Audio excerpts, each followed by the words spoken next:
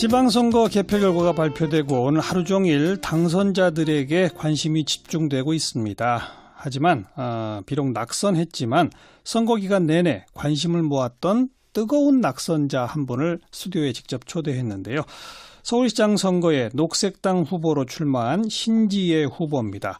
1.7% 득표로 정의당을 앞서서 물론 몇 표 차이 안 납니다만 4위를 기록해서 깜짝 놀라고 계신 분이고요.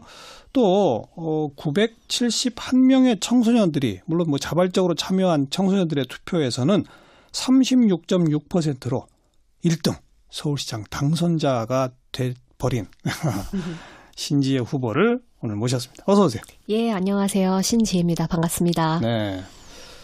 정의당 앞선 게 기분 좋으세요? 청소년한테 1등한 게 기분 좋으세요? 청소년 여러분께 1등이 될 수 있어서 그게 제일 기쁘네요. 그 1등 한 비결이 뭐라고 생각하세요?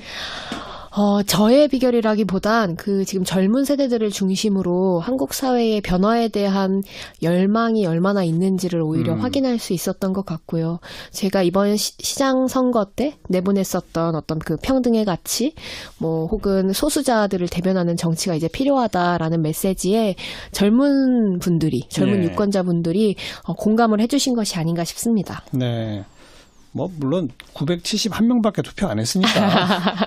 네, 그렇고 자발적으로 다들 해주신 거기 때문에 오히려 더 진보 성향이 많다고 봐야겠죠. 적극적으로 정치에 관심을 표명하는 청소년들 네. 중에서는 녹색당이 1등이다. 네. 근데 그것 또한 그렇죠. 의미 있는 표 아니겠어요? 네, 정치에 관심이 있으면 있을수록 진가를 알아볼 수밖에 없으니까요. 그분들이 커가면서 네. 이제 녹색당의 지지 기반은 점점 넓어져 가는. 그랬으면 좋겠습니다. 네. 저희가 이번 선거 운동 시작하기 직전에 여론조사를 보면 20대를 중심으로 그리고 학생을 중심으로 녹색당 득표율이 그리고 신지혜 후보 득표율이 자유한국당 김문수 후보보다 높아요. 여기에서 제가 확인할 수 있었던 건 이 소멸할 정당과 커갈 정당을 확인할 수 있었던 것이 아닐까 싶고 저희 젊은 유권자분들이 더 많이 녹색당에 그리고 새로운 가치들에 공감을 해주시는 것 같아 기뻤습니다. 네, 이 서울시장 후보로 출마하고 저희 이사자키에 나왔었잖아요. 예, 맞습니다. 그때 5% 득표가 목표라고 했는데 예. 그건 안 됐네요. 그것 때문에 가슴이 너무 아파요. 한 달만 더 있었으면 제가 5% 할 수 있었을 텐데 선거 기간이 한 달만 더 있었다면 제가 방방곡곡 뛰어다니면서 더 많은 시민분들을 만나 뵙고 인사드릴 수 있었을 텐데 선거 유세 기간이 2주라 짧기도 했었고 워낙 지금 한국을 둘러싼 거대 이슈들이 많잖아요. 남북관계라든지. 그렇죠. 그 때문에 지방선거에 대한 시민들의 관심이 예전보다 조금 더 늦게 시작됐어요. 벽보가 붙여진 다음에서야 관심이 좀 생겼고, 그래서 좀 시간이 길었다면 더 많은 표를 제가 가져올 수 있지 않았을까, 더 많은 시민분들을 만나 뵙고 설득시킬 수 있지 않았을까 싶습니다. 한 달만 더 있었으면 5% 했다? 한 달만 더 있었으면 김문수 후보님을 이겼다. 네. 또 하나 숙제는, 비례대표 정당 투표 있지 않습니까? 네. 거기서는 지금 어떻게 되죠? 녹색당이 이번에 정당 투표에서는 0.74 그렇죠. 나왔어요. 그러니까 높은 지지율은 아니죠. 자, 이제 이 대목인데 신지혜 후보는 1.7%로 정의당 후보 김종민 후보는 1.6%였으니까 후보에 있어서는 미미하지만 조금 앞섰는데 네. 정당 득표에서는 정의당은 거의 10% 가까운 득표를 했단 말이죠. 근데 녹색당은 0.몇 %. 네. 자, 이 현실은 어떻게 받아들이십니까? 제가 유권자라면 이렇게 생각했을 것 같아요. 서울시장은 어차피 당선될 사람이 한 사람. 그렇다면 내가 서울시장 후보는 미래에다 투표하고 싶다가 하나 있었을 것 같고요. 그래서 녹색당 이런 식으로. 네, 신지혜의 미래에 혹은 또 비례 투표는 사실 누군가를 원내 진입에, 그러니까 의회 안에 진입시킬 수 있는 거잖아요. 진입시키는 거죠. 시의회에 진입시킬 수 있잖아요. 그렇다면 진보정당 중에 유권자들께는 정의당이 조금 더 유력할 수 있지 않았나 싶어요. 그렇죠. 네, 근데 저는 이것이 어쨌든 저희를 뽑지 않던 녹색당이 이 기존의 정당을 대안할 새로운 정치 세력으로 부상할 정당이다라는 마음을 인식을 다들 갖고 계신 것 같고 제가 너무 긍정적으로 해석하나요? 2020년 총선 때는 비례에 더 많은 득표를 녹색당이 거둘 수 있지 않을까 기대하고 있습니다. 근데 사실 따지고 보면 녹색당의 정치 도전은 이번이 처음은 아니거든요. 네, 맞습니다. 근데 광역단체장 후보는 저희가 이번이 처음이었어요. 그건 처음이었어요. 네, 그래서 그 이번 지선 때 광역단체장 후보 저희가 2명을 냈잖아요. 서울시장 1명, 그다음에 그 제주도지사 1명. 근데 제가 이번에 4위를 거뒀고 제주도지사 고은영 후보가 3위를 거두셨어요. 네. 그 저희의 첫 도전, 그다음에 전혀 인력도 자본도 없는 상태에서 녹색당이 정말 우리의 진심을 담아 가치 중심적인 선거 운동을 한 것 치고는 굉장히 큰 성과를 이룬 것이 아닌가 싶고요. 네. 저는 결과적으로 녹색당 혹은 페미니즘 정치, 녹색 정치가 더 크게 성장할 것이라고 믿습니다. 네. 그 첫 발걸음을 이번 지방선거에 뛴 것이 아닌가 싶습니다. 그나저나 선거 벽보 훼손 사건 말이에요. 예. 그거 어떻게 생각하세요? 누군지 잡고 싶습니다. 강남에만 그 21곳 지역에 벽보가 훼손됐고요. 예. 그리고 다 합쳐서 한 27곳, 28곳 정도 되는 것으로 알고 있어요. 그런데 지금 범인이 구로 지역에서 딱 한 명만 잡히고 나머지 지역에서는 지금 아직도 그 깜깜한 소식이 아예 안 들리고 있거든요. 그래서 경찰 쪽에 저희가 계속 문의해보고 있는데 수사하고 있다, 수사 진행 중이다라고만 하고 그 이후의 소식은 지금 과정들은 접하지 못했습니다. 다 CCTV들이 있을 텐데요.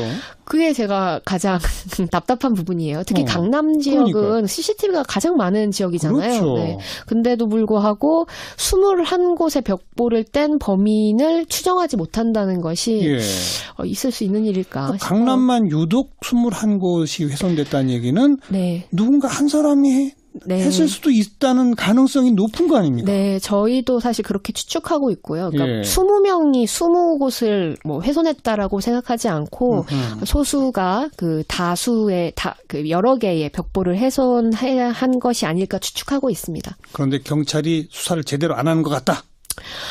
이게 큰 일이 아니라고 판단하는 것 같아요. 이게, 저희는 단순한 벽보 훼손이 아니라, 여성 혐오적 사건이라고 보고 있거든요. 여성이 페미니스트로 자임하고 나서서 이 공공의 영역, 그러니까 선거라는 영역에서 자신을 드러낸 것에 대한 공격이라고 생각합니다. 그러면 경찰에서는, 혹시 이것이 또 다른 범죄나 또 다른 혐오로 이어지지 않도록, 조금 더 집중해서 수사를 해주셨으면 좋겠는데, 아직 그런 판단은 안 하시고 계신 것 같아요. 그냥 단순 벽보 훼손 사건 정도로? 네. 자, 바로 이제 그 페미니즘 얘기를 다음 질문인데요. 녹색당의 기본 가치는 환경, 친환경, 생태주의.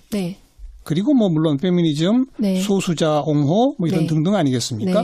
근데 특히나 신지혜 후보는 녹색당이고 지금도 녹색 가디건을 입고 오셨긴 했습니다만 페미니즘을 선명하게 내걸었어요.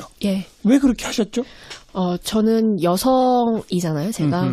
여성으로 태어나서 여성으로 살면서 길거리에서 혹은 뭐 화장실에서 공공의 영역에서 제가 성폭력과 성차별에 자유로웠던 적이 없었던 것 같아요. 항상 공포를 느끼고 살았고 저 또한 성폭력의 피해자이고 사실 성폭력을 여성이 당한다는 건 굉장히 그냥 흔한 아예 여성이라면 한 번쯤 겪었을 법한 일들이 지금 한국 사회에서 일어나고 있는데 굉장히 오랜 세월 동안 그 구조 안에서 여성들이 억압받아 왔고 차별받아 왔고 하는 문제의식이 전 개인적으로 있었습니다. 근데 녹색당이라고 하는 정당은 페미니즘이라는 가치를 정확하게 당의 지향 가치로 두고 있어요. 저희가 6개의 헌장을 전 세계에 있는 100여 개의 녹색당과 함께 공유하고 있는데 그 헌장에 성평등, 페미니즘이라는 가치도 명확하게 명시되어 있고요. 그래서 이번 서울시장 후보로서 저는 새로운 가치를 제안하고 싶었어요. 기존의 한국 사회 그리고 서울은 개발이나 성장 같은 것들을 제1주의로 두고 차별이나 배제, 착취 같은 것들을 당연하게 생각해 왔잖아요. 그래서 우리 사회 소수자들, 여성뿐만 아니라 수많은 소수자들을 배제해 왔고 그래서 이번 지방선거에서는 다른 가치로 넘어가자고 말씀드리고 싶었어요. 우리는 이제 어느 정도의 경제적, 문화적, 사회적 성취를 이뤘으니 이제는 평등의 가치로 넘어가 보자. 그리고 특히나 세상의 절반인 여성들이 고통받고 있는 사회라면 우리는 더 행복한 사회로 나아갈 수 없다. 이런 메시지를 드리고 싶었고 또 페미니스트가 정치인이 된다면 얼마나 사생을 바꿀 수 있을지 그리고 얼마나 여성들의 일상을 바꿀 수 있을지도 보여드리고 싶었습니다. 네. 미투 운동이 쭉 있어 왔기 때문에 그것도 하나의 중요한 전략적 선택일 수 있을 것 같고 또 상대적으로 그런데 미세먼지가 또 워낙 전 국민적 골칫거리니까 조금 더 녹색, 생태, 환경 이 점도 좀 부각이 됐었으면 싶은 생각도 있었고. 네, 저희도 그 정책에서 그런 그 가치들이 완전히 배제되거나 없어진 건 아니에요. 물론이죠. 네네. 있죠. 그 가치도 분명히 가져가지만 저는 정치인으로서 이런 생각도 들어요. 만약 국회에, 의회에, 시청에 이 정치 권력을 여성이 절반을 차지하거나 과반수를 차지하고 있다면 과연 한국 사회가 이렇게 흘러갔었을까? 저는 여성 정치가 그 대다수라면 탈핵을 지금쯤은 결정했을 것 같아요. 그 문제까지도? 네. 그리고 생태주의에서도 그 여성주의가 굉장히 전 중요하게 작동하고 있다고 생각하고요. 그래서 그 기본 정신은 함께 하고 있다라고 봐주시면 될 것 같습니다. 살아있는 증거가 유럽 정치에서 보입니다. 네. 유럽의 주요 국가들은 의회 구성뿐 아니라 내각 구성에 있어서도 여성들이 절반을 넘어 3분의 2까지 막 가고 있지 않습니까? 네, 맞아요. 그리고 뭐 페미니즘 내각, 뭐 여성 내각, 뭐 이런 것들을 뭐 캐나다, 뭐 프랑스 할 것 없이 여성이 과반이 혹은 여성으로만 짜여진 내각들을 막 내보내고는 하는데 저는 그런 시도들이 한국에서도 필요하다고 생각하고요. 단순히 성비를 맞춘다는 문제가 아니라 정치의 새로운 생동력을 부여하고 그동안 배제되어 왔던 가치들을 여성 정치인들이 얘기한다라는 측면에서 정치의 새로운 변화가 일어났으면 좋겠다는 바람입니다. 그래야죠. 선거운동 하면서 거리에서 시민들 많이 만났을 텐데 특히 인상에 남는 시민들이 있나요? 제가 정말 받은 사람인 것 같아요. 그 선거 유세 기간 동안 많은 분들이 저를 찾아와 주셨고 어떤 분은 막 2시간 동안 버스 타고 오셔서 제 손을 꼭 잡으면서 보고 싶었다 이렇게 얘기해 주시는 분도 계시고요. 뭐 제가 손편지를 너무 많이 받았어요. 장미꽃 뭐 이런 꽃들도 많이 받고 그래서 그분들이 내가 페미니스트인데 내가 페미니스트라고 주변에 얘기를 못했다. 너무 사람들이 날 안 좋게 볼까 봐. 근데 이렇게 공공의 영역에서 후보로서 나와주셔서 감사하다. 뭐 이런 메시지도 주시고요. 그래서 저도 선거 유세 기간 동안 너무 큰 용기를 받았어요. 저도 사실 여성으로서 페미니스트로서 내가 너무 공격받진 않을까, 누가 날 어떻게 생각할까 이런 고민들이 초기에 들었던 것은 사실인데요. 더 많은 여성 시민분들을 만나면서 제가 선택한 게 틀린 것이 아니었구나. 그리고 우리는 더 큰 꿈을 함께 꾸고 있구나. 이런 생각을 갖게 됐습니다. 그렇게 찾아와주고 손편지 쓴 분들이 다 여성이었습니까? 남성분들도 계셨어요. 있어야죠. 네, 있었죠. 당연히 있죠. 그렇죠. 네. 그리고 뭐 성소수자분들도 계시고요. 그 분들은 뭐 그분들도 뭐 제 기억에 남는 건 어떤 중년 남성분이셨는데 본인이 그 원래 페미니즘에 관심이 없으셨대요. 근데 딸이 태어났다는 거예요. 근데 이 딸이 이런 세상에서 사는 게 아니라 진짜 성폭력과 성차별이 없는 사회에서 살았으면 좋겠다라는 생각이 들면서 본인도 페미니스트가 되고 싶다. 그리고 내가 지금 공부 중이다. 이런 말씀을 해주셨어요.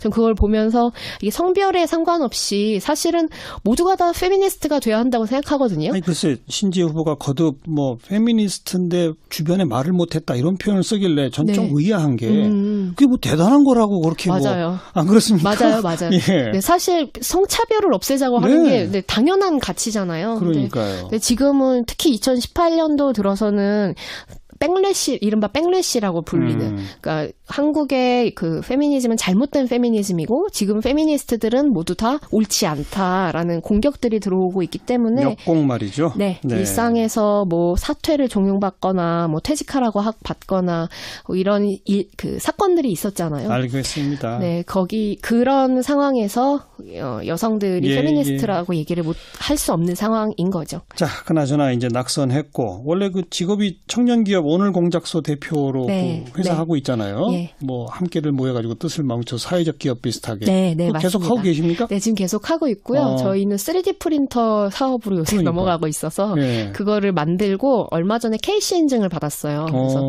한번 판매해 보려고 네. 준비하고 그리고 있습니다. 정치도 계속 하시고 녹색당. 네, 네. 사실 돈벌이는 이제 그런 오늘 공작소에서 돈을 벌고, 해야죠. 네. 녹색당은 제 이 신념과 가치를 네. 위해서 정치하기 위해 함께하는 거기 때문에 네, 두 가지를 동시에 해나갈 예정입니다. 다음 총선에 또 출마합니까? 네, 총선을 준비하려고 합니다. 네. 여기까지 오늘 말씀드리고요. 네. 참 주목받는 뜨거운 낙선자로 신지혜 후보를 함께 만났습니다. 고맙습니다. 네, 감사합니다. 선거 때 내보냈었던 어떤 그 평등의 가치, 뭐 혹은 소수자들을 대변하는 정치가 이제 필요하다라는 메시지에 젊은 네. 유권자분들이 공감을 해주신 것이 아닌가 싶습니다. 네. 뭐 물론 971명밖에 투표 안 했으니까.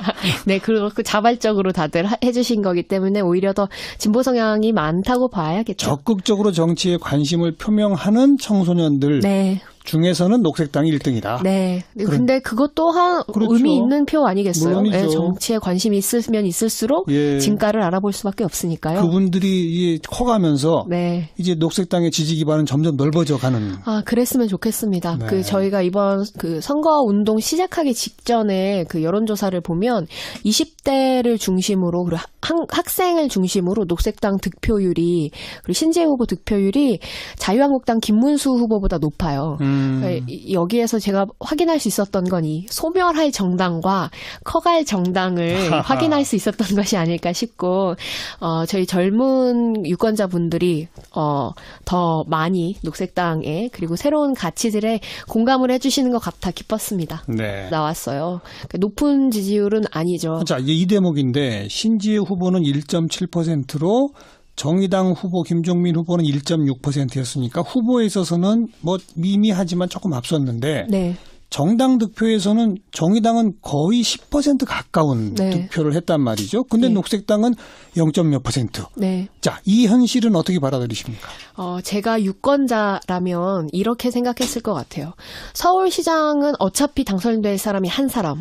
그렇다면 내가 서울시장 후보는 미래에다 투표하고 싶다가 하나 있었을 것 같고요. 그래서 녹색당 뭐 이런 식으로. 네, 신지혜의 미래에 혹은 또 비례투표는 사실 누군가를 원내 진입에, 그러니까 의회 안에 진입시킬 수 있는 시의회에 거잖아요. 진입시키는 거죠. 시의회에 진입시킬 수 있잖아요. 그렇다면 진보정당 중에 유권자들께는 정의당이 조금 더 유력할 수 있지 않았나 싶어요. 그렇죠. 네, 근데 저는 이것이 어쨌든 저희를 뽑지 않던 녹색당이 이 기존의 정당을 대안할 새로운 정치 세력으로 부상할 정당이다라는 마음을 예. 인식을 다들 갖고 계신 것 같고 예. 제가 너무 지방선거 개표 결과가 발표되고 오늘 하루 종일 당선자들에게 관심이 집중되고 있습니다. 하지만 비록 낙선했지만 선거 기간 내내 관심을 모았던 뜨거운 낙선자 한 분을 스튜디오에 직접 초대했는데요. 서울시장 선거에 녹색당 후보로 출마한 신지혜 후보입니다. 1.7% 득표로 정의당을 앞서서 물론 뭐 몇 표 차이 안 납니다만 4위를 기록해서 깜짝 놀라고 계신 분이고요. 또 971명의 청소년들이 물론 뭐 자발적으로 참여한 청소년들의 투표에서는 36.6%로 1등 서울시장 당선자가 돼버린 신지혜 후보를 오늘 모셨습니다. 어서 오세요. 예, 안녕하세요. 신지혜입니다. 반갑습니다. 네. 정의당 앞선 게 기분 좋으세요? 청소년한테 1등한 게 기분 좋으세요? 청소년 여러분께 1등이 될 수 있어서 그게 제일 기쁘네요. 그 1등 한 비결이 뭐라고 생각하세요? 저의 비결이라기보단 지금 젊은 세대들을 중심으로 한국 사회의 변화에 대한 열망이 얼마나 있는지를 오히려 확인할 수 있었던 것 같고요. 제가 이번 시장 이 서울시장 후보로 출마하고 저희 이사자키에 나왔었잖아요. 예, 맞습니다. 그때 5% 득표가 목표라고 했는데 예. 그건 안 됐네요. 그것 때문에 가슴이 너무 아파요. 한 달만 더 있었으면 제가 5% 할 수 있었을 텐데 선거 기간이 한 달만 더 있었다면 제가 방방곡곡 뛰어다니면서 더 많은 시민분들을 만나 뵙고 인사드릴 수 있었을 텐데 선거 유세 기간이 2주라 짧기도 했었고 워낙 지금 한국을 둘러싼 거대 이슈들이 많잖아요. 남북 관계라든지. 그렇죠. 그 때문에 지방선거에 대한 그 시민들의 관심이 예전보다 조금 더 늦게 시작됐어요. 벽보가 붙여진 다음에서야 관심이 좀 생겼고, 그래서 좀 시간이 길었다면 더 많은 표를 제가 가져올 수 있지 않았을까, 더 많은 시민분들을 만나 뵙고 설득시킬 수 있지 않았을까 싶습니다. 한 달만 더 있었으면 5% 했다? 한 달만 더 있었으면 김문수 후보님을 이겼다. 네. 또 하나 숙제는 비례대표 정당 투표 있지 않습니까? 네. 거기서는 지금 어떻게 되죠? 녹색당이 이번에 정당 투표에서는 0.74적으로 해석하나요? 2020년 총선 때는 비례에 더 많은 득표를 녹색당이 거둘 수 있지 않을까 기대하고 있습니다. 근데 사실 따지고 보면 녹색당의 정치 도전은 이번이 처음은 아니거든요. 네, 맞습니다. 근데 광역단체장 후보는 저희가 이번이 처음이었어요. 그건 처음이었어요? 네, 그래서 이번 지선 때 광역단체장 후보 저희가 2명을 냈잖아요. 서울시장 1명, 그다음에 제주도지사 1명. 근데 제가 이번에 4위를 거뒀고 제주도지사 고은영 후보가 3위를 거두셨어요. 저희의 첫 도전, 그다음에 전혀 인력도 자본도 없는 상태에서 녹색당이 정말 우리의 진심을 담아 가치 중심적인 선거 운동을 한 것 치고는 굉장히 큰 성과를 이룬 것이 아닌가 싶고요. 저는 결과적으로 녹색당 혹은 페미니즘 정치, 녹색 정치가 더 크게 성장할 것이라고 믿습니다. 그 첫 발걸음을 이번 지방선거에 뛴 것이 아닌가 싶습니다. 그나저나 선거 벽보 훼손 사건 말이에요. 예. 그거 어떻게 생각하세요? 누군지 잡고 싶습니다. 강남에만 21곳 지역에 벽보가 훼손됐고요. 그리고 다 합쳐서